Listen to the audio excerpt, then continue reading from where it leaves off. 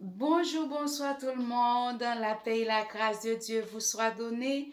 Je vous salue dans le nom puissant de notre Seigneur Jésus-Christ. Je suis très contente de vous retrouver aujourd'hui pour pouvoir partager un sujet très important. Le sujet aujourd'hui, c'est que le bienfait n'est jamais perdu. Les bienfaits n'est jamais perdu. Et si vous me regardez ou m'écoutez en ce moment, cette vidéo s'est faite pour vous. Regardez avec moi ou écoutez avec moi du commencement jusqu'à la fin. Ok? Restez avec moi. Nous lisons dans 2 Samuel chapitre 9. David dit, reste-t-il encore quelqu'un de la maison de Saül pour que je lui fasse du bien à cause de Jonathan? Il y avait un serviteur de la maison de Saül nommé Tessiba, que l'on fit venir auprès de David. Le roi lui dit, es-tu Tessiba? Et il répondit, ton serviteur. Le roi dit, n'y a-t-il plus de personnes de la maison de Saül pour que j'use envers lui de la bonté de l'Éternel? Et Tessiba répondit au roi, il y avait encore un fils de Jonathan, perclus des pieds. Le roi lui dit, où est-il? Et Tessiba répondit au roi, il est dans la maison de Maki, fils d'Amiel, à Lodeba. Le roi David l'envoya chercher dans la maison de Makir, fils d'Amiel, à Lodeba. Et Méphibosheth, fils de Jonathan, fils de Saül, vint auprès de David, tomba sur sa face et se prosterna.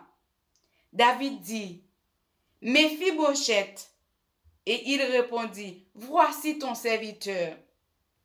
David lui dit, ne crains point, car je veux faire du bien à cause de Jonathan, ton père, et je te rendrai toutes les terres de Saül, ton père, et tu mangeras toujours à ma table.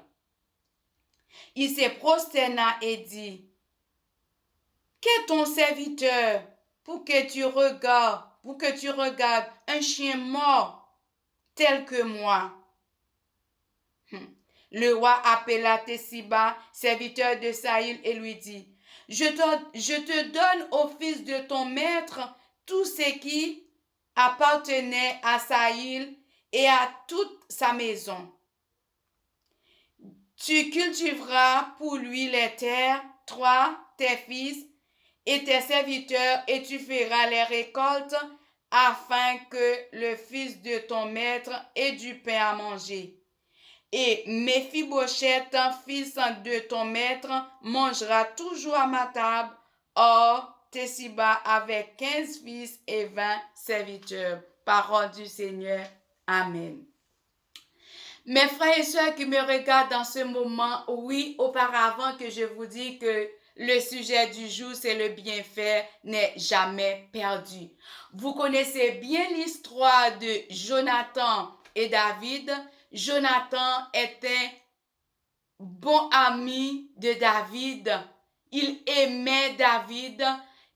Il a tellement aimé David, il a fait l'alliance avec David. Et David, reconnaissant envers Jonathan, David se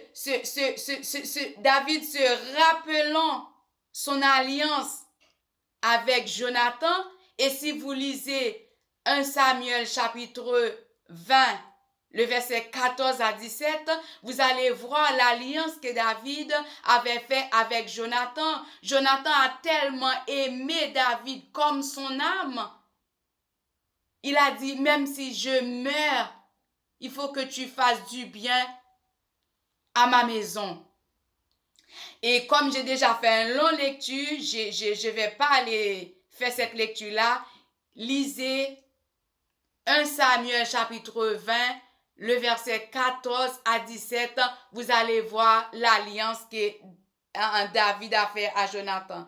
Et si vous voulez, je vais lire quelques versets, mais pas tous, vite fait, dans 1 Samuel 20. Voilà. Et le verset 14, j'ai passé sur le verset 14 et je prends le plus important là-dedans. Ok, car Jonathan a fait l'alliance, le verset 16, a fait alliance avec la maison de David, que l'Éternel tire vengeance de tes ennemis, des ennemis de David. Jonathan prosterna encore auprès de David de son affection pour lui, car il aimait comme son âme. Alléluia. Jonathan aimait David comme son âme, mes frères et sœurs. Le pourquoi, vous savez que David était devenu un ennemi de Saül, qui était le père de Jonathan. Jonathan a tellement aimé David, auprès il a, comment je peux dire ça, Jonathan a tellement aimé David, auprès, à chaque fois son père a cherché pour tendre des pièges pour David, il est toujours là pour défendre et David. Il a toujours dit à David, fais attention, mon père attend des pièges ici, il faut pas passer ici, il faut aller. Moi, tu sais, tu peux cacher dans un endroit, moi j'envoie une pierre. Si vous voyez la pierre tombe devant vous, il faut aller plus loin parce que mon père est derrière toi pour vous tuer. Il est toujours là pour aider David. Eh bien, David devient roi d'Israël et Jonathan était mort. Un jour, David a décidé, puisqu'il avait fait alliance avec Jonathan, et c'était son ami, qu'il était aimé comme son âme. Quand une personne vous a dit qu'il vous aime, il vous aime de tout son cœur, il vous aime, mes bien-aimés. C'était le cas pour David et Jonathan. David a appelé Tessiba pour dire, Tessiba, il n'y a pas quelqu'un qui restait dans la maison de Jonathan, je voulais faire du bien. Et Tessiba répondit au roi, oui, il y a quelqu'un qui restait, mais c'est quelqu'un qui est pécli des pieds. Vous savez, en ce moment en Israël, quand vous avez un handicap, vous avez exclu dans la société. Vous êtes exclu dans la société, vous n'avez pas le droit d'entrer dans la maison du roi si vous êtes pécli des pieds ou vous avez un handicap, vous n'avez pas le droit d'entrer dans la maison du roi. Mais à cause de l'alliance que David a fait à Jonathan, il a dit, va me chercher ce qui reste dans la maison de Saül, je vais faire du bien. Et Tessiba répondit, ah, c'est quelqu'un qui habite l'au-delà. L'au-delà, l'au-debas, excusez-moi, l'au-debas. L'au-debas, mes bien-aimés, c'est le lieu qu'on a méprisé. On peut dire que ce sont des ghettos. On peut dire que c'est là que le gens le plus bas, le plus pauvre habitent. Vous savez, mes frères et sœurs, quand Dieu voulait vous délivrer, personne ne peut rester devant vous. Il y a pas un archon qui peut rester devant vous. Il n'y a pas, un Goliath qui peut se dresser devant vous parce que ton heure est arrivée. Dieu peut te délivrer quelle que soit ta situation. C'est le jour Méphibosheth qui était arrivé, même s'il était péclu des pieds, même s'il était habité là où il y a le personne le plus pauvre, le plus bas. Mais son jour est arrivé, personne ne peut rester devant lui. Vous qui me regardez en ce moment, qui sont découragés, abattus, abandonnés, qui même voulaient perdre la foi, laisse-moi vous dire, restez soudés, ton heure est arrivée. Ton heure est arrivée pour sortir au-debas. Pour sortir au-debas là où vous êtes. Dieu a le pouvoir de vous sortir là. Méphibosheth, David a dit, amène-moi Méphibosheth. Il a dit à ses serviteurs, il y a des grands qui vont venir manger avec moi. Vous savez, je vais violer la loi parce que Méphibosheth, il est péclu des pieds. Il n'a pas le droit de rentrer dans la maison du roi. Mais fais-lui asseoir avant tout le monde. Comme ça, personne ne voit. Et mes bien-aimés, le bienfait que vous faites avec vos amis, de génération en génération, il vous récompensera. Quand vous avez un ami c'est quelque chose de sacré. Une amie, c'est quelque chose de sacré, c'est pas des rigolades, mes frères et sœurs. Lisez cette histoire, vous allez voir qu'est-ce qui s'est passé. David a donné tous les terres de Saïl à Jonathan. David a donné tous les biens. Il met des personnes au service de Jonathan pour cultiver la terre, pour travailler, pour que la maison de Mephibosheth ne manque jamais de la nourriture. Parce que c'était son alliance avec David, avec Jonathan. David devient roi. Jonathan était mort. Il n'a pas trouvé Jonathan pour faire ce qu'il voulait avec Jonathan, pour donner des bien-être, des richesses. Mais il y avait un Mephibosheth qui a bénéficié de cette grâce. Laisse-moi vous dire, mes frères et sœurs, vous n'avez pas d'argent, vous n'avez pas de l'or pour laisser pour vos enfants, mais laissez votre trace, les bien-être. Servez bien avec tout le monde. Faites du bien avec tout le monde. Et ces traces-là, vous allez laisser pour votre enfant. Même si vous n'avez pas d'argent, votre comportement envers les autres, votre langage envers les autres, la façon que vous servez les autres, vous laissera cet héritage pour vos enfants de génération en génération. Ils allaient bénéficier. Faites du bien, mes frères et sœurs. Le bienfait n'est jamais perdu. Le bienfait n'est jamais perdu. David récompensé Mephibosheth. Quand ton jour est arrivé, l'Éternel vous appellera par vos noms. L'Éternel vous appellera par votre nom. Même s'il y a quelqu'un qui va vous dire, c'est Janine, c'est frère Jacques, il habite au-delà. Pourquoi c'est lui que tu choisis? Mais il y a des personnes qui a des langages, qui sait parler, qui sait habiller plus que lui. Pourquoi? Non! Même s'il sait pas habiller, même s'il n'a pas de langage, même s'il peut pas parler correctement, ton heure est arrivée. C'est son jour qui arrive. Tu peux pas rester devant lui. Tu peux pas tendre des pièges. Tu peux pas mettre des pots de banane.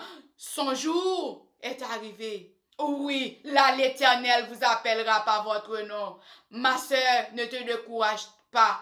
Mon frère, ne te décourage pas. Dans ta situation, Dieu sait que tu es là. Dieu sait quelle situation qui traverse. Dieu sait comment c'est compliqué pour toi. Dieu sait quel fardeau que tu portes sur ton dos. Il a dit, venez à moi, vous tous qui êtes fatigués et chargés, je vous donnerai du repos. Si vous sentez que vous êtes seul, vous êtes abattu, fatigué, faites confiance en Dieu. Chantez un cantique de louange, chantez un cantique d'adoration. C'est pas seulement quand vous avez de l'argent, c'est pas seulement quand tout va bien pour vous, c'est pas seulement quand vous avez la santé pour louer, pour chanter, pour faire louange Dieu, mais quand ça va pas, quand la tristesse vient, il faut louer Dieu.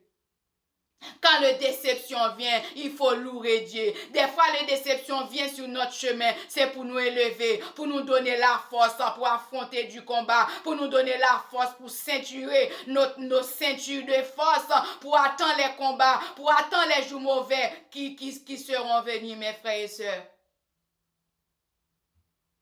Ne t'ai-je pas dit que si tu crois, tu verras la gloire de Dieu. Ne t'ai-je pas dit que si tu crois, tu verras la gloire de Dieu.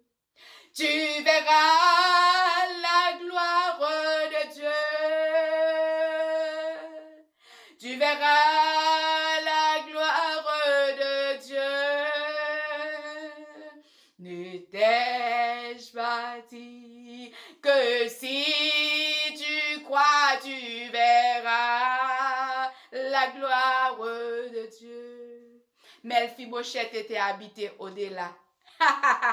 Il était assis sur la table du roi pour manger avec le roi. Il n'a pas fait de compromis. Même si vous habitez au-delà, même si tout va mal, même si vous êtes piéton, même si c'est un vélo que vous roulez, ne faites pas de compromis. Restez dans le plan de Dieu. Dieu va vous élever sur tes vélos. Dieu va vous élever au-delà. Il y a une belle maison qui vous attend. Mais si vous faites des compromis, il n'y a pas un roi David qui va vous appeler.